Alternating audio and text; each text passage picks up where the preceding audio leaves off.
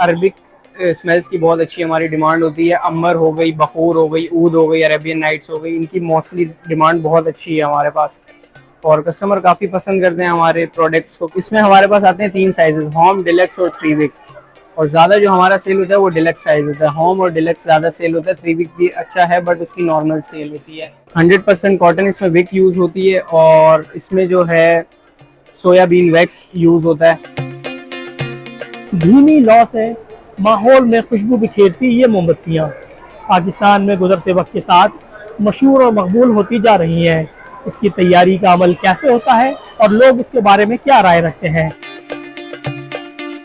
Small business है, ठीक है। इसका तरीका बहुत इजी है। सिर्फ इसको आपने मेल्ट करना है और कलर्स और इसके अंदर फ्रेगनेंस मिला के इसको किसी कंटेनर में डाल दें। एक आपको सैंपल दिखा रहा हूँ, काफी पुराना बना हुआ है ये, ठीक है। आप अगर इसको स्मेल करेंगे, इसके अंदर 3 साल पुरानी मेरी कैंडल बनी हुई है, इसके अंदर अभी भी स्मेल मौजूद है। अगर आप इसमें इनहेल करेंगे तो उसको आपको स्मेल अभी भी आएगी। 3 साल पुरानी है ये, ठीक है। इसको जला, इसलिए तकरीबन जलेगी तो तकरीबन समझ लें कि 7 से 8 घंटे ये जल सकती है कैंडल। पहले यूज होते थे एयर फ्रेशनर यूज होते थे, रूम स्प्रे यूज होते थे। अब थोड़ा सा मतलब टाइम के साथ साथ अपडेट हो रहा है, तो अब रूम फ्रेशनर की जगह आप कैंडल यूज करें, थोड़ी सी यूनिक चीज हो जाती है ये। और हमारे पास काफी अच्छे कस्टमर आते हैं, ऑफिस के लिए भी आते हैं, ऑफिस में यूज करते हैं।